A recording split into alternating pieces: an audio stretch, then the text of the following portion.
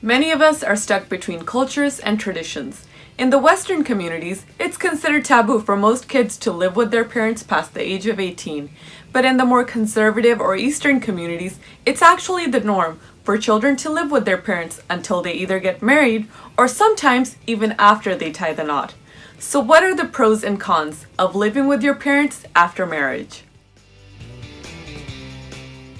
Hi everybody, this is NavdeepKaur and welcome to my channel. If you find this video useful, please consider subscribing by clicking the red button below and the bell icon right next to it so you'll be the first to find out when I post a new video.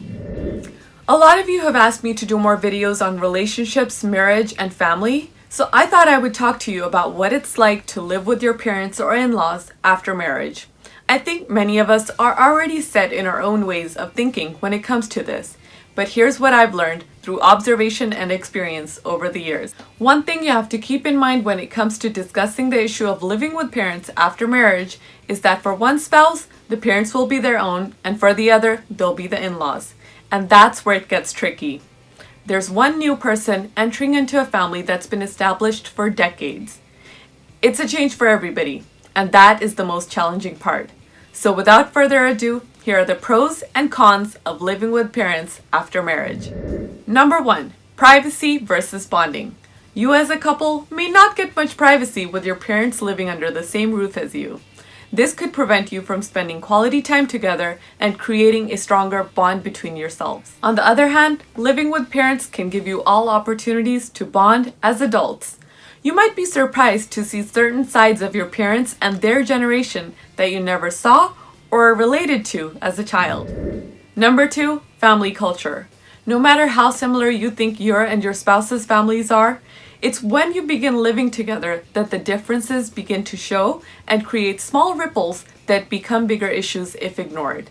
Every family has its own culture, and everybody has to adapt to their new roles to make this changing culture welcoming for all. The benefit of infusing two cultures in a joint family is that everybody gets to learn new things and create a more diverse environment at home. Your in-laws might have family stories that enrich your understanding of your cultural roots. Or the new family member might bring in knowledge that could introduce the whole family to new things that weren't part of the family culture before. For example, my parents and I are constantly asking my husband for information about India and India's culture in the years that we've been in the United States. His knowledge of India is more contemporary and helps fill in the blanks that time and distance have created in our minds. Number 3, household control. It's pretty common that two women will have a hard time sharing a house because they both have different ways of doing things. This often creates a lot of visible or invisible tension in the household and can often become a power struggle between the two women. The mother or mother-in-law is trying to maintain her hold, while the daughter or daughter-in-law is trying to establish her own new household.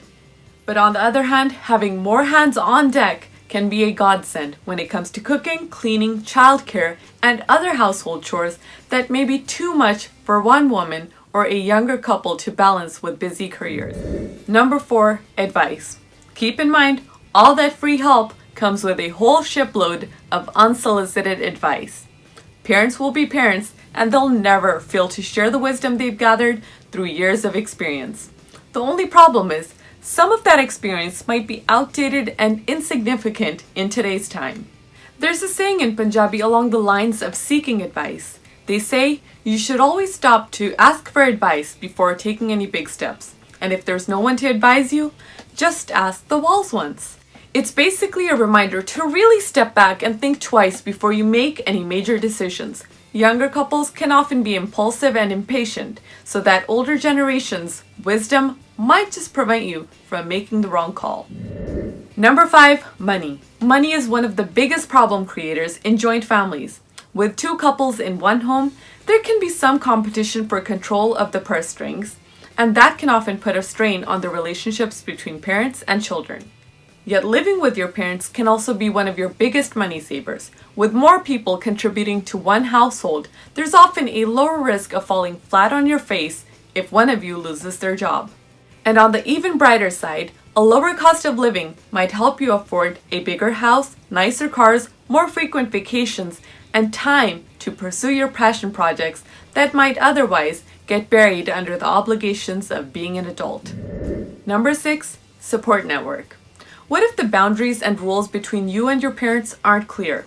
What if you completely flake on your part and your parents have the added burden of supporting not one, but two fully grown adults?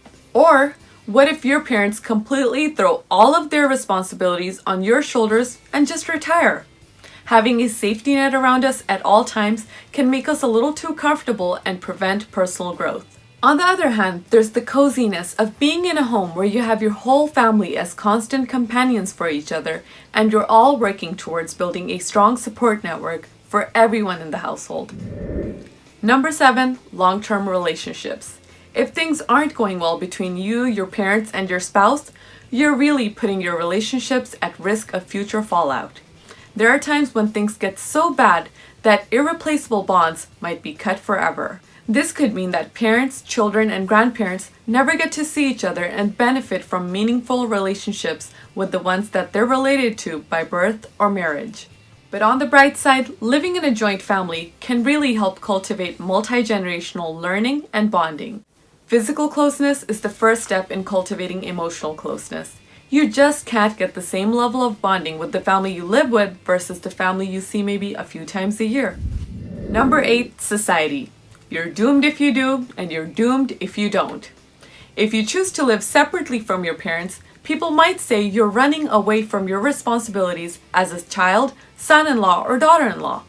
But if you do, there are always people who will question your maturity. There's that assumption that children who live with their parents after a certain age, and especially after marriage, must be completely incapable of fending for themselves. But what can you do? People will say one thing or another. That's their job. In the end, the decision to live with the parents or not is yours to make. You do what is healthiest for your relationships. You can't have the good without some of the bad. So wait out for yourself and see what's best for you and your family. Do you have any pros or cons to add to this list? Please share it in the comments below and give this video a thumbs up if you liked it. Please hit the red subscribe button if you haven't already, and share this video with at least one person to help spread the word about my channel. Thanks for watching. Until next time.